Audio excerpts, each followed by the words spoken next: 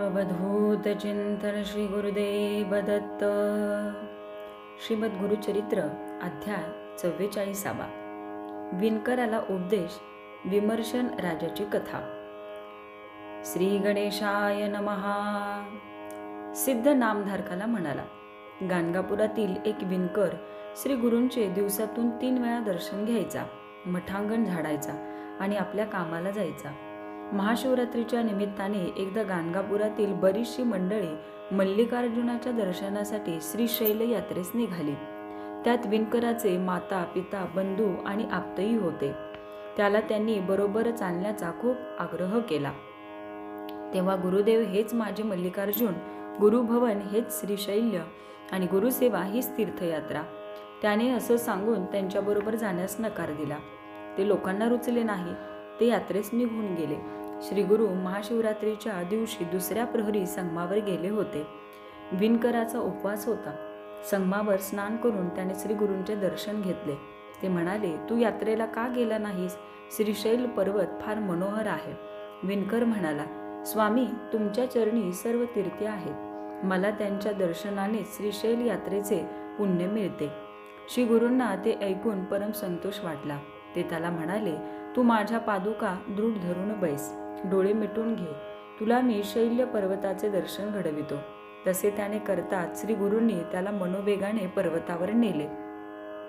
त्याने डोळे उघडले तेव्हा आपण शैल पर्वतावर पाताळ गंगेच्या काठी श्री गुरूंच्या जवळ बसलो आहोत हे पाहून त्याला मोठे आश्चर्य वाटले. तो श्री गुरूंच्या आज्ञेने स्नानासाठी गेला. तेथे त्याचे माता पिता व अन्य लोक भेटले. ते त्याला म्हणाले, तुला यायचेच होते तर आधी नाही का म्हणालास? तो म्हणाला, श्री गुरूंच्या समवेत मी आजच्या दुसऱ्या प्रहरास निघालो आहे. मला येथे येऊन घटकाही झाली नाही, परंतु कोणीही त्याच्यावर विश्वास ठेवला नाही. तो दर्शनासाठी गाभाऱ्यात गेला. तेथे मल्लिकार्जुन लिंगस्थानी स्वतः श्री गुरु बसले असून लोकांची सेवा स्वीकारित आहेत असे दृश्य दिसले. तेव्हा त्याला खूपच नवल वाटले. पूजन करून तो श्री गुरूंपाशी आला. त्यांना सर्व वृत्तांत सांगितला व म्हणाला, गुरुदेव, तुम्ही स्वतः शंकर आहात, परंतु लोकांना ते कसे कळत नाही? ते यात्रेसाठी दूर का येतात? श्री गुरु विणकराला म्हणाले, स्थानांचे महात्म्य विशेष असते, तिथींचेही महत्त्व आहेच. आज माघ व वैद्य चतुर्दशी ही तिथी महाशिवरात्र म्हणून विख्यात आहे. या पुण्य पर्वणी दिनी शिवाप्रित्यर्थ भजन, पूजन, उपोषण, जागरण करणे, शिवक्षेत्राची यात्रा करणे महाफलदायी असते. या संदर्भात एक कथा सांगतो, ती ऐक. किरात देशाचा विमर्शन राजा महाशिवभक्त असूनही हिंसा, दुराचार, मांसाहार व परस्त्री संग करायचा. त्याची राणी कुमुद्वती हिला पतीच्या परस्पर विरुद्ध स्वभावाचे नेहमी नवल वाटायचे. तिने एकदा राजाला प्रत्यक्ष विचारले, तुम्ही शिवभक्त असूनही निषिद्ध गोष्टी कशा करता? विमर्श म्हणाला, मी पूर्वजन्मी पंपा नगरीत श्वान म्हणून जन्मलो होतो. खायला काहीतरी मिळेल या आशेने मी एका महाशिवरात्रीस शिवमंदिराजवळ घुटमळत होतो. लोक मला मारायला धावले. मी प्राण भयाने मंदिराभोवती 3 प्रदक्षिणा घातल्या. नंतर मंदिरात प्रवेशलो. तेथे शिवपूजा पाहिली. कोणीतरी तेवढ्यात वर्मावर मारले. मी गतप्राण झालो. महाशिवरात्रीस मला उपोषण, प्रदक्षिणा, देवदर्शन घडले. शिवासमोर मरण आले. त्या पुण्याईने मला राजाचा जन्म व हे वैभव मिळाले. मला म्हणूनच शिवभक्ती प्रिय आहे. असे असूनही पूर्वीचे श्वान जन्मातील संस्कार अजूनही तसेच असल्याने माझी वासना निर्बंध आहे. हे ऐकून राणीला आश्चर्य वाटले. तिने स्वतःच्या पूर्वजन्माविषयी विचारले. राजा म्हणाला, प्रिये, पूर्वजन्मी तू कुपोती होतीस. चोचीत एकदा मांसाचा तुकडा धरून तू आकाशात उडत होतीस. एक घार तो मांसाचा तुकडा मिळवण्यासाठी तुझ्या पाठीस लागली. तू जीवाच्या आकांताने श्रीशैल पर्वतावर गेलीस. मल्लिकार्जुनाच्या कळसाभोवती गिरट्या घालून शिखरावर बसलीस. तुला घारीने मारले आणि मांसाचा तुकडा घेऊन गेली. तुझा निष्प्राण देह मंदिराच्या अंगणात पडला. कळसाला प्रदक्षिणा आणि देवद्वारी मरण यामुळे पुण्यवृद्धी होऊन तुला राणीचा जन्म मिळाला. पुढील 7 जन्म मी राजाच होणार आहे. त्या प्रत्येक वेळी तूच माझी धर्मपत्नी असणार आहे. आपण दोघे त्यानंतर दिव्य विमानातून स्वर्गलोकी जाऊ. राणीला ते ऐकून खूप आनंद झाला. श्री गुरु विणकराला म्हणाले, या कथेवरून विशिष्ट स्थानाचे व तिथीचे महत्त्व काय असते हे तुझ्या लक्षात आले असेलच. गाणगापुरात संगमावर कल्लेश्वराचे मंदिर आहे. तो मल्लिकार्जुन आहे या भावनेने तू त्याची नित्य पूजा कर. श्री गुरु त्यानंतर मनोवेगाने संगमावर आले. त्यांनी विणकराला मठात पाठविले. श्री गुरु महाशिवरात्रीच्या दिवशी कोठे गेले म्हणून ग्रामस्थ व शिष्य त्यांचा शोध घेत असताना विणकराचे आगमन झाले. मल्लिकार्जुन यात्रेचा सर्व वृत्तांत त्याने सांगितला. प्रसाद म्हणून आणलेला दवना व अंगारा लोकांना दाखविला. त्याच्या भाग्याचे लोकांनी कौतुक केले. अवधूत चिंतन श्री गुरुदेव दत्त. श्रीमद गुरुचरित्र अध्याय 45. नंदी ब्राह्मणाचे श्वेतकुष्ठ दूर केले. श्री गणेशाय नमः. सिद्ध म्हणाला, नामधारका एका नंदी नावाच्या ब्राह्मणाला श्वेतकुष्ठ झाले होते. त्याने ते जाण्यासाठी 3 वर्षे तुळजापुरात राहून भवानीची भक्ती केली. उपवासाचे कष्ट सोसले. भवानीने त्याला स्वप्नामध्ये चंदला परमेश्वरी देवीच्या देवळात जाऊन आराधना करण्यास सांगितले. तेथे त्याने 7 महिने पुरश्चरण केले. तिने त्याला स्वप्नात येऊन सांगितले, तू गाणगापुरात जा. दत्तात्रेय तेथे मानवी रूपाने भक्त कार्यासाठी अवतरले आहेत. तुला ते व्याधीमुक्त करतील. तेव्हा नंदी म्हणाला, मी तुळजाभवानीला साकडे घातले. मला तिने तुझ्याकडे पाठविले. तुला शरण आलो तर तू मला एका मनुष्याकडे पाठवित आहेस, याला काय म्हणावे. तुमचे देव पण कळले. माझा सर्व खटाटोप व्यर्थ गेला. मग तो मरण आले तरी चालेल, परंतु बरे होईपर्यंत येथेच पुरश्चरण करायचे असा निर्वाणीचा निर्धार करून देवीद्वारी धरणे धरून बसला. त्याला देवीने पुन्हा गाणगापुरात जाण्यास सांगितले, पण तो गेलाच नाही.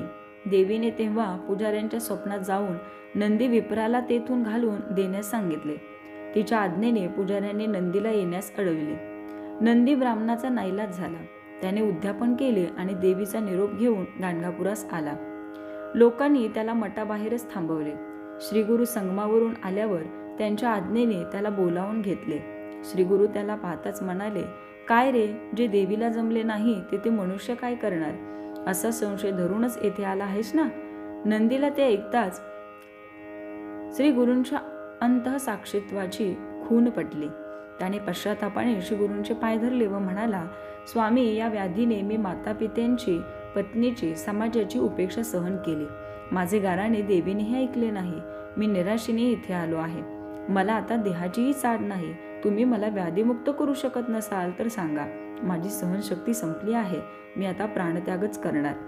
त्याची आर्तता पाहून श्री गुरूंना व उपस्थितांनाही वाईट वाटले. श्री गुरूंनी सोमनाथ ब्राह्मणाला बोलावले. काय करायचे ते त्याला नीट समजावून सांगितले. श्री गुरूंच्या आज्ञेने सोमनाथाने नंदीला संगमावर नेले. त्याच्याकडून तेथे संकल्प करून घेतला. तेथे संगमतीर्थ स्नान करताच त्याच्या देहाचा वर्ण पालटला. अश्वत्थाला प्रदक्षिणा घालताच कोडाचे समूळ निरसन झाले. त्याला सोमनाथाने नवीन वस्त्रे दिली. त्याची जीर्ण वस्त्रे जिथे टाकण्यात आली तेथील जमीन क्षारयुक्त झाली. श्री गुरूंचा नंदी ब्राह्मण आनंदाने जय जयकार करू लागला. ते दोघे मठात आले तेव्हा नंदीचे बदललेले स्वरूप पाहून लोकांना मोठे नवल वाटले. नंदी ब्राह्मणाने श्री गुरूंच्या आज्ञेने आपल्या अंगाचे नीट अवलोकन केले. त्याला मांडीच्या आतल्या भागावर पांढरा डाग दिसला. तो घाबरून म्हणाला, महाराज, हा डाग कसा राहिला. श्री गुरु म्हणाले, येथे येताना तुझ्या मनात संदेह होता म्हणूनच थोडेसे कोड राहिले, परंतु चिंता करू नकोस.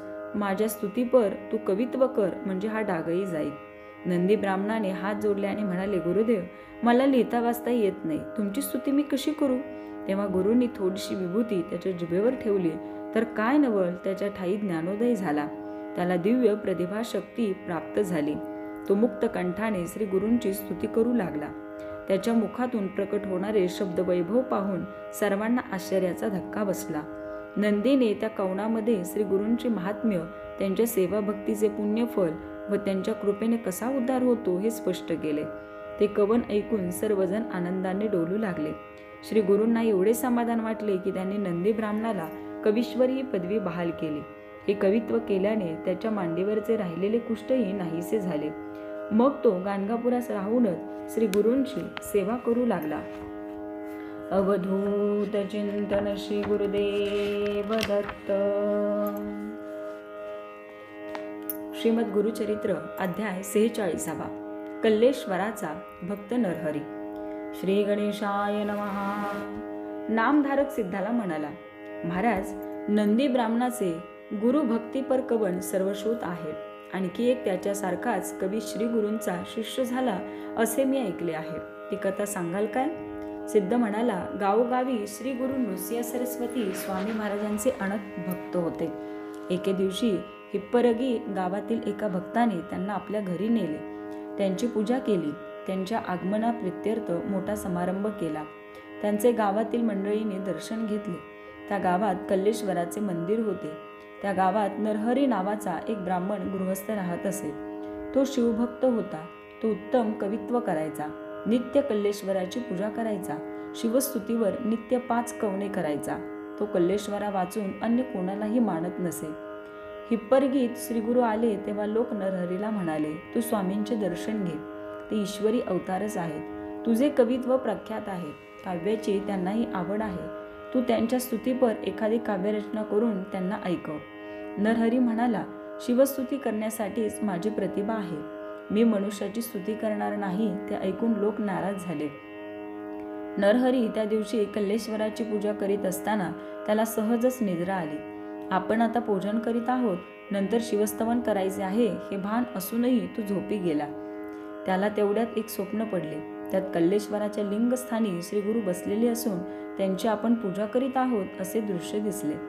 श्रीगुरु स्वप्नामध्ये त्याला म्हणाले, तू कल्लेश्वराचा भक्त आहेस ना, मग माझी पूजा का करतोस? तो काहीच बोलला नाही. श्री गुरूंची त्याने षोडशोपचारे पूजा केली. या स्वप्नाने नरहरीला जाग आली. तो ज्ञानी होता. श्री गुरु व शिव एकरूप आहेत याची त्याला खूण पटली. कल्लेश्वराचे पूजन करून तो लगेच श्री गुरूंच्या दर्शनासाठी गेला. त्यांचे पाय धरले व म्हणाला, स्वामी, मला क्षमा करा. प्रपंच मायेने वेढल्यामुळे मी आंधळा झालो होतो. आपल्या स्वरूप ओळखू शकलो नाही. कल्लेश्वर आणि तुम्ही एकच आहात. तुम्हीच आता माझे गुरु, तुम्हीच माझे सर्वस्व. माझ्यावर कृपा करा. श्री गुरूंची त्याने अपार स्तुती केली. श्री गुरु प्रसन्न झाले. ते म्हणाले, नरहरी, तू माझे नेहमी निंदा करायचास, मग आता हा भक्तिभाव कसा बरं उपजला? त्याने आपले स्वप्न सांगितले व म्हणाला, स्वामी, तुमची भेट झाली हे कल्लेश्वराच्या सेवेचेच पुण्यफल आहे. मन तुमच्या दर्शनाने स्थिर झाले. मला आपला शिष्य करून घ्या. वस्त्रे देऊन श्री गुरूंनी त्याचा गौरव केला व म्हणाले, नरहरी, कल्लेश्वर आणि मी एकच आहोत, म्हणून तू गावात राहून कल्लेश्वराचीच सेवा कर. नरहरी म्हणाला, गुरुदेव, तुम्हाला सोडून कल्लेश्वराची काय पूजा करू? मी तुमचे चरण कधीही सोडणार नाही. श्री गुरूंनी त्याचा मनोभाव जाणून त्याला शिष्य म्हणून स्वीकारले. त्याला घेऊन ते गाणगापुरास आले. श्री गुरूंची नरहरीने खूप सेवा केली. गुरुभक्तीपर अनेक कवने केले. अशा रीतीने नंदी ब्राह्मण व नरहरी या 2 कवींनी श्री गुरूंची अखंड सेवा भक्ती केली. सिद्ध म्हणाला, नामधारका, श्री गुरु म्हणजे कल्पतरू. भक्तांचे जीवन त्यांच्या प्रसन्नतेने सफल होते. अवधूत चिंतन श्री गुरुदेव दत्त. श्रीमद गुरुचरित्र अध्याय 47. एकाच वेळी अष्टरूपे. श्री गणेशाय नमः. सिद्ध नामधारकाला श्री गुरु नृसिंह सरस्वती स्वामी महाराजांची आणिक एक महती सांगू लागला. तो म्हणाला, नामधारका, श्री गुरु गाणगापुरात राहत असताना दीपावलीचा सण आला. श्री गुरूंचे चरण या मंगलदिनी आपल्या घराला लागावेत म्हणून त्यांचे 7 शिष्य त्यांना घरी येण्याचे निमंत्रण देण्यासाठी आले होते. ते वेगवेगळ्या गावी राहणारे एकनिष्ठ सेवक होते. श्री गुरूंना त्यांचे मन मोडवेना. ते म्हणाले, एकाच दिवशी तुम्हा सर्वांच्या घरी मी भिक्षेसाठी कसा येणार? म्हणून तुम्हीच आपापसात बोलून क्रम ठरवून द्या, मी त्याप्रमाणे येईन. आपापसात शिष्य चर्चा करू लागले. प्रत्येकाला गुरुदेवाने प्रथम आपल्या घरी यावे असे वाटत होते. एकमत काही होईना. परस्परांशी ते भांडण करू लागले. तेव्हा श्री गुरूंनीच मध्यस्थी केली. ते म्हणाले, अरे भांडता कशाला? मी फक्त एकाच्याच घरी येईल. ते शिष्य म्हणाले, स्वामी, आम्हा सर्वांचे तुम्ही गुरु आहात. हा गरीब, हा श्रीमंत, हा जवळचा, हा लांबचा असा पक्षपात करू नका. आमची तुम्ही उपेक्षा केली तर प्राणत्यागच करावासा वाटेल. आम्ही तुमचे दास आहोत. आम्हाला निराश करू नका. त्यांचे पाय सर्वांनी धरले व म्हणाले, गुरुदेव, तुम्ही माझ्या घरी यायचं.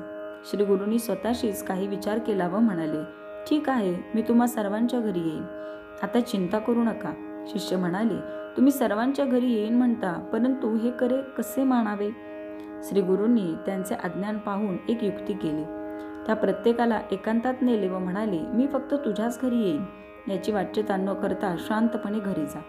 श्री गुरूंनी अशा प्रकारे प्रत्येकाची समजूत काढून एकेकाला वाटेला लावले. त्यावेळी गावातील भक्त मंडळीही उपस्थित होती. ती म्हणाली, गुरुदेव, दीपावलीच्या पावनदिनी तुम्ही शिष्यांकडे जाणार? आम्ही मग कोणाचे दर्शन घ्यायचे? त्यांचे मनोगत जाणून श्री गुरु म्हणाले, चिंता करू नका, मी इथेच असणार आहे. ते ऐकून सर्वांना मोठे समाधान वाटले. श्री गुरूंनी दीपावलीच्या पहिल्या दिवशी म्हणजे धनत्रयोदशीला सायंकाळी मंगल स्नान केले. मग योग सामर्थ्याने 7 रूपे धारण केले. एकेका रूपाने ते विविध स्थानी राहणाऱ्या आपल्या 7ही शिष्यांकडे गेले. त्या सर्वांकडून पूजन सेवा घेतली. त्यांनी दिलेल्या भिक्षेचा स्वीकार करून स्वस्थानी परतले. त्यावेळी ते गाणगापुरातही उपस्थित होते. त्यांचे तेथील भक्तांनी दर्शन घेतले व पूजाही केली. नंतर कार्तिक पौर्णिमेला दीपाराधना करण्यासाठी गावोगावचे श्री गुरूंचे भक्त व शिष्य मठामध्ये आले होते. त्यावेळी 7ही शिष्यांनी दीपावलीच्या दिवशी श्री गुरु आपल्याकडे आले होते असे सांगितले. आपले म्हणणे खरे असल्याचा पुरावा म्हणून त्यांनी श्री गुरूंकडे असलेल्या आपण दिलेल्या वस्तू दाखवल्या. ते ऐकून सर्व संभ्रमात पडले. लोक म्हणाले, तुमचे म्हणणे खरे कसे मानावे, कारण त्या दिवशी श्री गुरु गाणगापुरातच होते. आमच्या समवेत त्यांनी दीपावली साजरी केली. तेव्हा विचार केला असता श्री गुरूंनी आपल्या भक्तांचे कौतुक पुरवण्यासाठी 8 विभूती रूपे धारण केली होती. हे रहस्य उलगडले. त्या अतर्क्य लीलेने श्री गुरूंचे सामर्थ्य किती महान आहे आणि ते कसे भक्तवत्सल आहेत याची सर्वांना साक्ष पटली. श्री गुरूंची त्यांनी अनन्य भावाने खूप स्तुती केली. दीपाराधना संपन्न झाल्यावर ब्राह्मणांना भक्तांनी भोजन दिले. या प्रसंगाने श्री गुरूंची खूपच कीर्ती झाली. श्री गुरूंनी अशा प्रकारे प्रत्येकाची समजूत काढून एकेकाला वाटेला लावले. गावातील भक्त मंडळीही त्यावेळी उपस्थित होती. अवधूत चिंतन श्री गुरुदेव दत्त. श्रीमद गुरुचरित्र अध्याय 48. श्री गुरूंच्या कृपाप्रसादाने उदंड पीक. श्री गणेशाय नमः. नामधारकाला सिद्धाने श्री गुरूंची आणखी एक लीला सांगितली. तो म्हणाला, रोज सकाळी श्री गुरु संगमावर अनुष्ठानासाठी जात असत. त्यांच्या जाणे येण्याच्या मार्गावर एका शेतकऱ्याचे शेत होते. तो श्री गुरूंना पाहताच हातातले काम टाकून धावत यायचा आणि त्यांना साष्टांग वंदन करून परत शेतात जायचा. मध्यान्ह समयी श्री गुरु मठात परतायचे. तेव्हाही त्यांना तेथे जाऊन वंदन करायचा. त्यांच्याशी श्री गुरु कधीच बोलत नसत. अशा प्रकारे अनेक दिवस हा नमस्कार क्रम चालू होता. श्री गुरु एके दिवशी त्याला म्हणाले, तू मला रोज नमस्कार करतोस, तुझ्या मनात काय इच्छा आहे? शेतकरी म्हणाला, देवा, माझ्या या शेतात उदंड पीक यावे अशी माझी इच्छा आहे. श्री गुरु म्हणाले, शेतात आता काय पेरले आहेस? तो म्हणाला, यावनाळ पेरले आहे. तुमच्या दर्शनाने पीक चांगले येईल असे वाटते. काही दिवसांनी कणसे येते. माझ्या शेतावर तुम्ही कृपादृष्टी टाकावी अशी प्रार्थना आहे. श्री गुरु म्हणाले, तुझा माझ्या बोलण्यावर विश्वास आहे? मी जे सांगेन ते दृढ भावाने करशील? तो म्हणाला, मला गुरुवाक्य प्रमाण आहे. आपला शब्द मी कधीच मोडणार नाही. श्री गुरु म्हणाले, ठीक आहे, सांगतो तसे कर. मी संगमावरून परत येईपर्यंत मध्यान्ह होईल. तोपर्यंत हे सर्व पीक कापून टाक. त्याने ते मान्य केले. श्री गुरुही अनुष्ठानासाठी संगमावर निघून गेले. त्वरेने तो गावात आला. तेथील अधिकाऱ्याला भेटून म्हणाला, मला शेत कापण्याची परवानगी असावी. शेतसारा म्हणून गतवर्षाप्रमाणेच धान्य देईल. अधिकारी म्हणाले, अवेळी परवानगी कशी देणार? तुझ्या शेतात वेळेआधीच जास्त पीक आले काय? त्याच्यापाशी वाद घालायला वेळच नव्हता. त्याने गतवर्षापेक्षा दुप्पट सारा भरीन. पीक आले नाही तर साठवणीचे धान्य देईल. त्यानेही पूर्तता झाली नाही तर सरकारने माझी गुरे जप्त करावीत असे पत्र लिहून दिले आणि परवानगी मिळवली. काही मजुरांना घेऊन त्यानंतर तो शेतात गेला आणि त्यांना शेत कापण्यास सांगितले. हे वृत्त कानी पडताच त्याची पत्नी व मुले धावतच तेथे आली. त्यांनी त्याला अडवण्याचा प्रयत्न केला, परंतु त्याने कोणालाही जुमानले नाही. एका संन्याशाच्या सांगण्यावरून शेत कापले म्हणून लोकांनी त्याला मूर्ख म्हटले. त्याला प्रतिबंध करण्यासाठीही काहींनी ग्रामाधिकाऱ्यांची भेट घेतली. त्यांनी शेतकऱ्याचे वचनपत्र दाखवून त्यांची बोळवण केली. त्याने इकडे सर्व शेत कापून टाकले आणि तो श्री गुरूंची वाट पाहू लागला. मध्यान्ह झाली. श्री गुरु मठाकडे निघाले. त्यांना त्याने कापलेले शेत दाखवले. तेव्हा ते म्हणाले, अरे, हे तू काय केलेस? तुला मी तसे विनोदाने म्हटले होते. तो म्हणाला, स्वामी, मी तुमचे वचन पाळले. इतर मला काही माहीत नाही. श्री गुरु ते ऐकून म्हणाले, धन्य तुझा निर्धार. या श्रद्धेचे तुला फार मोठे फळ मिळेल. आता चिंता करू नकोस. शेतकरी घरी गेला तेव्हा त्याची बायको व मुले रडत होते. लोक त्यांचे सांत्वन करीत होते. त्यांची त्याने समजूत काढली. तो म्हणाला, जो गुरुवर विश्वास ठेवून त्यांच्या आज्ञेनुसार वागतो त्याच्या बाबतीत हानी संभवतच नाही. आपल्याला सहस्रपटीत लाभ होईल. फक्त विश्वास ठेवा. सर्वांना त्याने शांत केले. त्यानंतर आठवड्यातच एकाएकी प्रचंड वादळ आले. भयंकर पर्जन्यवृष्टी झाली. गावकऱ्यांची उभी पिके फार उद्ध्वस्त झाली. ओला दुष्काळच पडला. खूप नुकसान झाले. त्या पावसाने त्याचे शेत मात्र शतपटीने वाढले. शेतामध्ये सर्वत्र कणसेच कणसे दिसू लागली. त्याला गुरुकृपेचा तो प्रभाव पाहून अक्षरशः भरून आले. ते दृश्य पाहून त्याची बायको व मुले आनंदाने नाचू लागले. लोकही आश्चर्य करू लागले. त्याच्या पत्नीने शेताची पूजा केली. पतीची क्षमा मागितली. ती दोघे त्यानंतर श्री गुरूंच्या मठात आले व त्यांची पूजा केली. श्री गुरूंनी त्यांना विचारले, शेताचे काय वर्तमान आहे? सर्व कुशल मंगल आहे ना? दोघांनाही तेव्हा रडू आले. त्यांनी श्री गुरूंचे पाय धरले व म्हणाले, स्वामी तुम्हीच आमचे कुलदैवत, तुम्हीच कामधेनु, तुमची कृपा झाली, भरून पावलो. श्री गुरु त्याला म्हणाले, तू माझा निस्सीम भक्त आहेस. लक्ष्मी तुझ्या घरी अखंड वास करेल. त्या वर्षी त्याच्या शेतात गत वर्षापेक्षा शतपट उत्पन्न झाले. त्याने अधिकाऱ्याला बोलावले व म्हणाला, गावात धान्याचा तुटवडा आहे. मी दुप्पट देईन असे म्हणालो होतो. खूपच जास्त शेतसारा भरून त्याने आवश्यक तेवढेच धान्य स्वतःला ठेवले आणि बाकीचे ब्राह्मणांना व ग्रामस्थांना वाटून दिले. सिद्ध म्हणाला, नामधारका, गुरुवचन किती महान असते पाहिलेस, म्हणून त्याची कधीही अवज्ञा करू नये. गुरुवचनाचे तंतोतंत पालन करणे शिष्याचा हाच धर्म, हेच आद्य कर्तव्य. अवधूत चिंतन श्री गुरुदेव दत्त. श्रीमद गुरुचरित्र अध्याय 49. गाणगापूर क्षेत्राचे महात्म्य. श्री गणेशाय नमः.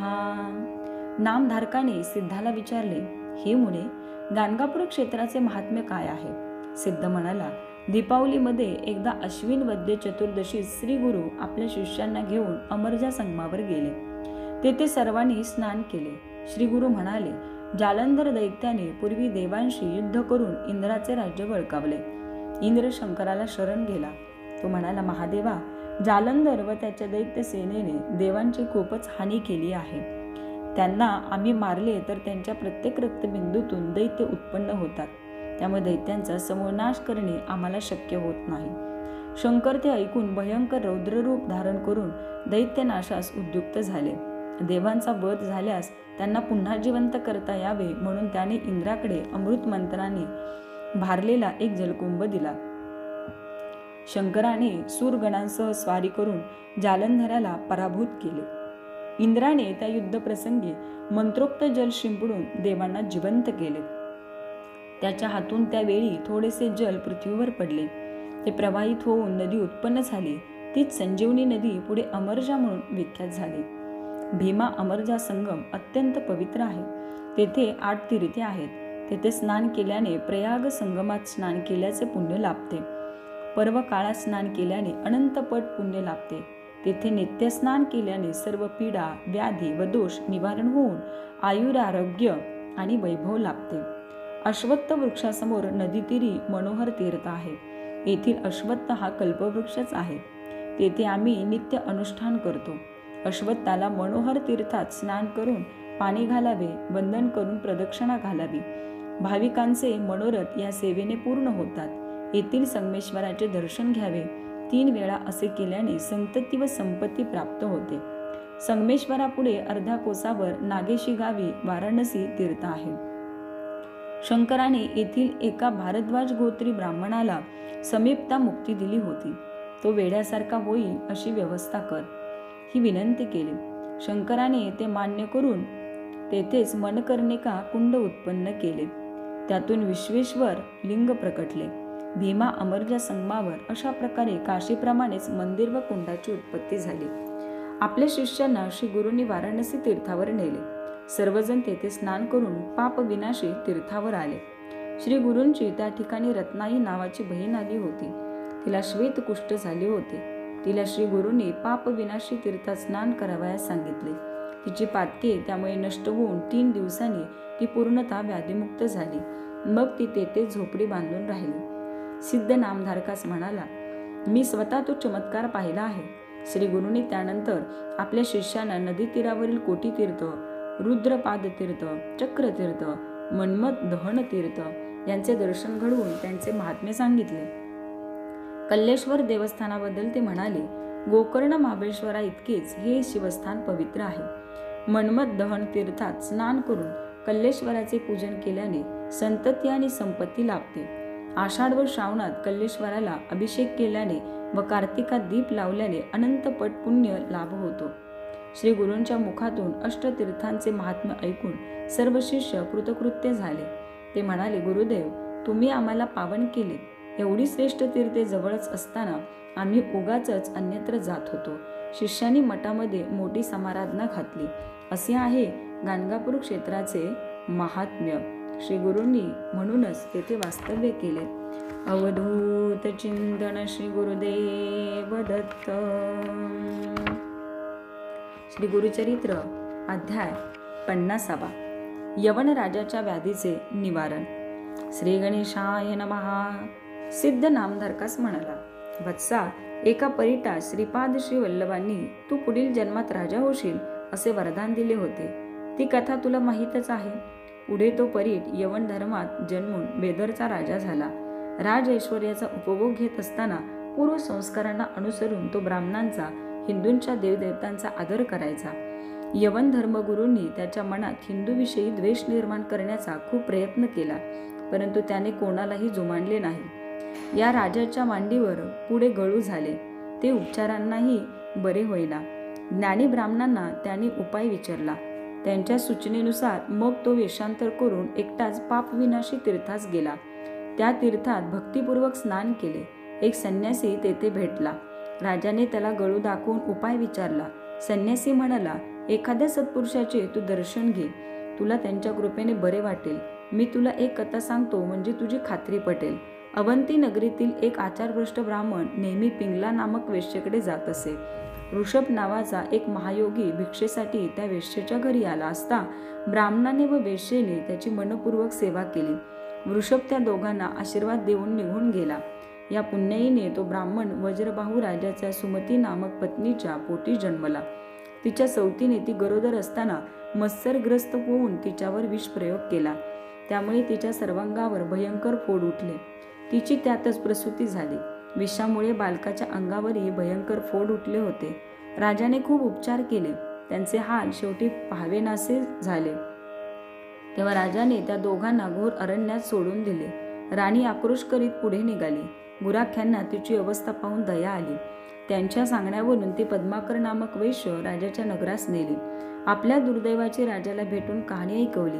त्याने तिच्या निवासाची, अन्न वस्त्राची व औषधोपचारांची व्यवस्था केली.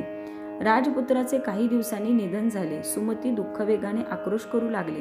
राजस्त्रियांनी व लोकांनी तिचे खूप सांत्वन केले, परंतु शोकावेग कमी होईना. तेवढ्यात ऋषभ योगाचे आगमन झाले. त्यांनीही तिला समजावले. ती म्हणाली, महाराज, मला व्याधीने गांजले, पतीने हाकलले, मी हिनदीन झाले आणि आज हा एकुलता पुत्र गेला. माझ्या जगण्याचा अर्थच संपला. मला देवाने मरण द्यावे. वृषभाला तिची दया आली. त्याने राजपुत्रास अभिमंत्रित भस्माने जिवंत केले. मग त्याच भस्माने त्या मायलेकरांना पूर्णतः व्याधीमुक्त केले. कृतज्ञतेने सुमतीने योगाचे पाय धरले. तिला आणि राजपुत्राला कल्याणपर आशीर्वाद देऊन ऋषभ निघून गेला. ही कथा सांगून तो संन्यासी यवन राजाला म्हणाला, तू गाणगापूरला जा. तेथील नृसिंह सरस्वतीचे दर्शन घे. तुझे कार्य होईल. तो राजा त्याप्रमाणे गाणगापुरास आला. श्री गुरूंची चौकशी करीत संगमावर गेला. श्री गुरु त्याला पाहून म्हणाले, काय रे परिटा, आजपर्यंत कुठे होतास? राजाला त्या ऐकताच पूर्वजन्माचे स्मरण झाले. गुरुदेव, आपण इथे, असे म्हणून श्री गुरुचरणांना त्याने आनंदाने मिठीच मारली. त्याला श्री गुरूंनी येण्याचे कारण विचारले. त्याने गळू दाखविण्यासाठी वस्त्र दूर केले तर काय आश्चर्य, ते केव्हा जुरून गेले होते. राजाचा आनंद गगनात मावेना. श्री गुरूंना त्याने मेनात बसविले आणि त्यांच्या पादुका हातात धरून मठाकडे निघाला. त्यांना राजाने आपला दळभार दाखविला आणि त्याच्या नगरास येण्याची विनंती केली. त्याला श्री गुरूंनी पाप विनाशी तीर्थावर भेटण्यास सांगितले आणि ते शिष्यांसह अदृश्य झाले. ते पाप विनाशी तीर्थावर प्रकट झाले. त्यांना तेथे सायनदेवाचा पुत्र नागनाथ भेटावयास आला. श्री गुरु त्याच्या आग्रहावरून त्याच्या गावी जाऊन पुनश्च पापविनाशी तीर्थावर परतले. यवन राजाने आपले सैन्य पुढे पाठवून दिले आणि श्री गुरूंपाशी आला. सन्मानाने त्यांना आपल्या नगरास नेले. श्री गुरूंकडे त्याने मुक्ती मार्गाचे ज्ञान मागितले. त्याला श्री गुरु म्हणाले, राजा, पुढे राज्याची सूत्रे मुलांकडे सोपून तू श्रीशैल पर्वतावर ये. आपली तिथे पुन्हा भेट होईल. श्री गुरु गौतमी तीरी आले. तिच्या काठची पुण्यक्षेत्रे पाहत ते गाणगापुरात आले. भक्तांना त्यांच्या दर्शनाने परमानंद झाला. त्यांनी काही दिवसांनी आपल्या सर्व शिष्यांना बोलावून घेतले व म्हणाले, बिदरचा राजा माझा भक्त झाला आहे. यवनांचे आता येथील येणे जाणे वाढेल. त्याचा लोकांना व विप्रांना उपद्रव होईल, म्हणून मी प्रकट रूपाने श्रीशैल पर्वतावर जाणार आहे आणि तेथेच गुप्तपणे राहणार आहे. मी तिथे गेलो तरी भक्तांच्या उद्धारासाठी सूक्ष्म रूपाने नित्य येथेच असणार आहे. ते ऐकून शिष्यांच्या व भक्तांच्या डोळ्यात अश्रू आले. अवधूत चिंतन श्री गुरुदेव दत्त.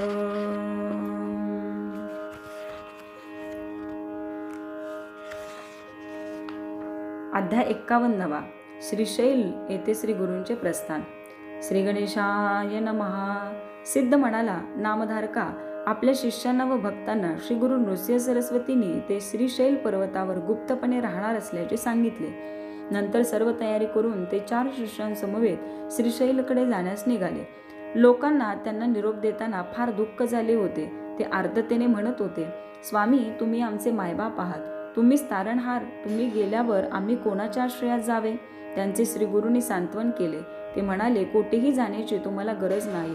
मी लौकिकार्थाने येथून प्रस्थान केले तरी सूक्ष्म रूपाने गाणगापुरातच राहणार आहे याची खात्री बाळगा.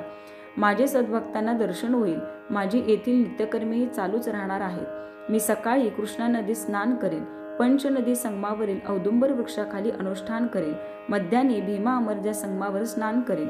नंतर मठात येऊन तुमच्या पूजेचा स्वीकार करेन. माझे माझ्या भक्तांकडे अहोरात्र लक्ष राहील. संगमावरील अश्वत्थ कल्पवृक्ष आहे त्याची पूजा करा. विघ्नहर चिंतामणीची पूजा करा. माझ्या निर्गुण पादुका मी मठामध्ये ठेवल्या आहेत. त्रिकाल त्यांची पूजा करा. तुमच्या सर्व इष्टकामना या सेवेने पूर्ण होतील. तुमच्या चिंतेचे कार्यातील विघ्नांचे निवारण होईल. अष्टतीर्थांची यात्रा करणारे मला विशेष प्रिय होतील. सर्वांचा श्री गुरूंनी निरोप घेतला. काही अंतरापर्यंत भक्तजन त्यांना सोडण्यास गेले. परतून आल्यावर श्री गुरु मठातच आहेत असे त्यांना दिसले. त्यामुळे श्री गुरु येथेच आहेत याची त्यांना खात्री पटली. श्री गुरु पाताळगंगेच्या तीरावर शिष्यांना म्हणाले, आम्हाला पलीकडे यायचे आहे. पुष्पांचे आसन आमच्यासाठी तयार करा. आम्ही मल्लिकार्जुनाशी एकरूप होऊन राहू. त्याप्रमाणे शिष्यांनी शेवंती, कमळ, कल्लार अशी फुले गोळा करून त्यांचे मृदू आसन तयार केले. श्री गुरु त्यांना म्हणाले, आता तुम्ही घरी जा. दुःख करू नका. मी सदैव तुमच्या सान्निध्यच असेल. असे सांगून श्री गुरु पुष्पासनावर बसले. मग म्हणाले, आम्ही निज मठात पोहोचताच प्रसाद म्हणून तुम्हाला शेवंतीची फुले पाठवीन. ती घेऊन त्याची पूजा करा. माझी निरंतर भक्ती करतील, गायन करतील, त्यांचे घरी मी असेल. लक्ष्मी तेथे सदैव वास करेल. मग श्री गुरु अदृश्य झाले. नंतर प्रसाद पुष्पे वाहत आली तर ती मुख्य शिष्यांनी काढून घेतली. मग सिद्ध नामधारकास म्हणाला, आम्ही 4 जण त्यांच्या समवेत गेलो होतो. आम्हीच ती पुष्पे काढून घेतली. ते फूल आजही माझ्याकडे आहे. मी त्याची नित्य पूजा करतो. सिद्धाने ते शेवंतीचे फूल नामधारकाला दाखवले. त्याच्या दर्शनाने नामधारकास अत्यानंद झाला. सिद्ध नामधारकास म्हणाला, असे आहे श्री गुरूंचे अद्भुत चरित्र. त्याचे महात्म्य काय वर्णन करावे? तू आस्थेने ऐकलेस म्हणून मी आवडीने सांगितले. आता तुझे दुःख व दारिद्र्य गेलेच म्हणून समज.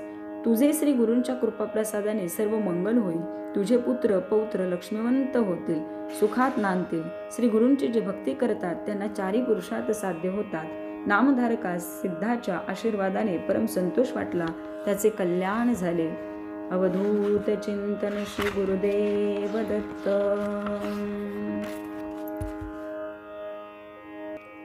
अवधूत चिंतन श्री गुरुदेव दत्त.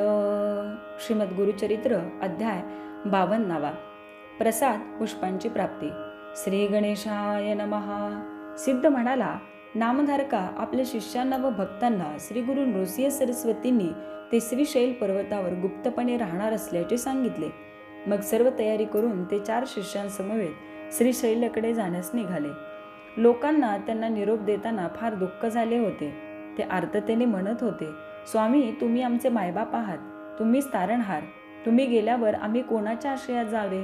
त्यांचे श्री गुरूंनी सांत्वन केले व ते म्हणाले, तुम्हाला कोठेही जाण्याची गरज नाही. मी लौकिक अर्थाने येथून प्रस्थान केलेले असले तरी गाणगापुरातच सूक्ष्म रूपाने राहणार आहे याची खात्री बाळगा. सद्भक्तांना माझे दर्शन होईल. येथील माझे नित्यकर्मेही चालूच राहणार आहेत. मी सकाळी कृष्णा नदी स्नान करीन. पंचनदी संगमावरील औदुंबर वृक्षाखाली अनुष्ठान करीन. मध्यानी भीमा अमरजा संगमावर स्नान करीन. नंतर मठात येऊन तुमच्या पूजेचा स्वीकार करीन. माझे माझ्या भक्तांकडे अहोरात्र लक्ष राहील. संगमावरील अश्वत्थ कल्पवृक्ष आहे त्याची पूजा करा. विघ्नहर चिंतामणीची पूजा करा. माझ्या निर्गुण पादुका मी मठामध्ये ठेवल्या आहेत, त्यांची त्रिकाल पूजा करा. तुमच्या सर्व इष्टकामना या सेवेने पूर्ण होतील. तुमच्या चिंतेचे, कार्यातील विघ्नांचे निवारण होईल. अष्टतीर्थांची यात्रा करणारे मला विशेष प्रिय होतील. सर्वांचा श्रीगुरूंनी निरोप घेतला. काही अंतरापर्यंत भक्तजन त्यांना सोडण्यास गेले, परंतु आल्यावर श्रीगुरू मठातच आहेत असे दिसले. त्यामुळे श्रीगुरू येतेच आहेत याची त्यांना खात्री पटली. श्रीगुरू पाताळगंगेच्या तीरावर येताच शिष्यांना म्हणाले, आम्हाला पलीकडे जायचे आहे. आमच्यासाठी पुष्पांचे आसन तयार करा.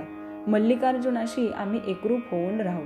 शिष्यांनी त्याप्रमाणे शेवंती, कमळ, कल्हार अशी फुले गोळा करून त्यांचे मृदू आसन तयार केले. श्रीगुरू त्यांना म्हणाले, आता आपापल्या घरी जा. मी निघून गेलो असे समजू नका. मी गाणगापुरात आहे, भक्तांच्या घरातही राहतो. मी पलीकडे पोहोचल्याची खूण म्हणून शेवंतीची फुले पाठवीन. प्रसाद म्हणून ती वाटून घ्या. जे माझी नित्यपूजा करतील त्यांच्या घरी लक्ष्मी सदैव वास करेल. माझी कवणे जे गातील त्यांच्या घरी मी नित्य निवास करेन. त्यांना आयुरारोग्य संतती प्राप्त होईल. जे माझे चरित्र श्रवण पठण करतील त्यांना सुख समृद्धी व ऐश्वर्य प्राप्त होईल. त्या चारी शिष्यांना श्री गुरूंनी आशीर्वाद दिले. माघ कृष्ण प्रतिपदेस शुक्रवारी बहुधान्य संवत्सरात सूर्य कन्या राशीत असताना शिशिर ऋतूमध्ये श्रीगुरू पुष्पासनावर बसून पैल तीरी निघाले आणि अदृश्य झाले. चारी शिष्य तीरावरच थांबले होते. तेवढ्यात काही नावाडे आले. ते म्हणाले, गुरुदेव प्रवाहातून जाताना दिसले. ते दंडधारी संन्यासी आहेत. सोन्याच्या पादुका त्यांच्या पायात होत्या. ते आम्हाला म्हणाले, आमचे नाव नृसिंह सरस्वती आहे. तुम्ही माझ्या शिष्यांना सांगा, आम्ही कर्दळी वनात आहोत, गाणगापुरातही आहोत. दुःख करू नका. प्रसाद पुष्प प्रवाहातून येतील ती काढून घ्या. मठात जाऊन आमची भक्ती करा. तुमचे वंश सुखात आनंदात राहतील. शिष्यांना ते ऐकून समाधान वाटले. ते वाट पाहू लागले. नावाडीही थांबले. प्रवाहातून काही वेळाने शेवंतीची 4 फुले वाहत आली. ती चारी शिष्यांनी आदराने काढून घेतली. फुलांना त्यांनी वंदन केले आणि आपापल्या मठात गेले. त्या 4 भाग्यवान शिष्यांची नावे नामधारकाने विचारली. सिद्ध म्हणाला, श्री गुरूंचे अनेक शिष्य होते. संन्यास दीक्षा घेतलेले बाळकृष्ण सरस्वती, उपेंद्र माधव सरस्वती हे गुरु आज्ञेने तीर्थयात्रेस गेले होते. उपदेश प्राप्त काही शिष्य श्री गुरूंची गृहस्थाश्रमात राहून सेवा भक्ती करीत होते. श्री गुरूंच्या प्रयाणाच्या वेळी मी स्वतः सायनदेव, नरहरी कवी आणि कवीश्वर नंदी ब्राह्मण असे 4 जण त्यांच्या समवेत गेलो होतो. ती प्रसाद पुष्पे आम्हीच काढून घेतली. आजही ते फूल माझ्याकडे आहे. त्याची मी नित्य पूजा करतो. सिद्धाने ते शेवंतीचे फूल नामधारकाला दाखविले. त्याच्या दर्शनाने नामधारकास अत्यानंद झाला. सिद्ध नामधारकास म्हणाला, असे आहे श्री गुरूंचे अद्भुत चरित्र. त्याचे महात्म्य काय वर्णन करावे. आस्थेने तू ऐकलेस म्हणून मीही आवडीने सांगितले. तुझे दुःख व दारिद्र्य आता गेलेच म्हणून समज. श्री गुरूंच्या कृपाप्रसादाने तुझे सर्व मंगल होईल. तुझे पुत्र पौत्र लक्ष्मणत होतील, सुखात नांदतील. जे गुरुभक्ती करतात त्यांना 4 पुरुषार्थ साध्य होतात. नामधारकास सिद्धाच्या आशीर्वादाने परम संतोष झाला. त्याचे कल्याण झाले. अवधूत चिंतन श्री गुरुदेव दत्त. श्रीमद गुरुचरित्र अध्याय 53. समारोप. श्री गणेशाय नमः. नामधारकाला सिद्धाने श्री गुरूंचे परमपवित्र चरित्र सांगितले. नामधारकाचे मन ते ऐकून ब्रह्मानंदी निमग्न झाले. त्याला भावावस्था प्राप्त झाली. अष्टसात्विक भाव दाटून आले. श्री गुरूंविषयी वाटणारी प्रेमभक्ती अश्रुरूपाने डोळ्यातून पाझरू लागली. सिद्धाला ते पाहून मोठे कौतुक वाटले. त्याने नामधारकाला आलिंगन दिले, प्रेमाने पुरवाळले व म्हणाला, बाळा भानावर ये. तुझी ही भावावस्था कायम राहिली तर मी तुला जे ज्ञान दिले आहे ते तुझ्या हृदयात बंदिस्त होऊन राहील. लोकांचा उद्धार मग कसा होणार. श्री गुरूंविषयी अंतकरणात दृढ भक्ती ठेवून विहित कर्माचरण करीत राहा. श्री गुरूंचे चरित्र जाणून घेण्याची सदिच्छा तू व्यक्त केलीस म्हणून तापत्रयाने हरण करणारी अनुपम अशी अमृतवाणी माझ्या मुखातून प्रकट झाली. हेच गुरुचरित्र आता तू लोकांना सांग. श्री गुरु या सेवेने तुझ्यावर नित्य प्रसन्न राहतील. संसारी जीवांना त्यांच्या प्रसादाने दिलासा मिळेल. नामधारकाने ते ऐकून डोळे उघडले. सिद्धाला हात जोडून नमस्कार केला व म्हणाला, गुरुराया, तू अतिशय कृपावंत आहेस. आम्हा भक्तांचा आधार आहेस. गुरुचरित्र म्हणजे परमामृत, आनंदाचा अक्षय ठेवा. ती कितीही ऐकले तरी मनाचे समाधान होत नाही. आता एकच विनंती आहे, अनेक औषधींचे सत्व काढून एकच बहुउपयोगी रसायन बनवावे. तसे समग्र गुरुचरित्र प्रथम अध्यायापासून 52व्या अध्यायापर्यंत सारांश रूपाने वाचले म्हणजे श्री गुरूंच्या सर्व लीलांचे अवलोकन होईल. सिद्धाला नामधारकाची प्रार्थना ऐकून आनंदच झाला. अध्यायांवर सर्व कथांची त्याने उजळणी केली आणि म्हणाला, हे सच्चिशा, श्री गुरु नृसिंह सरस्वती स्वामी महाराज आपल्या भक्तांना पूर्वीप्रमाणे आजही दर्शन देतात. तुझ्या विनंतीवरून मी तुला गुरुचरित्राची अवतरणिका सांगितली. नुसता त्या कथांच्या स्मरणानेही भक्तांची कार्य होतील. नामधारकाच्या विनंतीवरून त्यानंतर सिद्धाने त्याला श्री गुरुचरित्राचे नित्य पठण कसे करावे, सप्ताह पारायण कसे करावे, पारायण काळात आचरण कसे असावे, पूजन नामस्मरणादी कर्मे कशी करावीत, उद्यापन कसे करावे याबद्दलची सविस्तर माहिती सांगितली. तेव्हा गुरुदेव, माझी सर्व कामना पुरवून आपण मला अगदी कृतकृत्य केलेत असे म्हणत नामधारकाने सिद्धाला साष्टांग नमस्कार केला.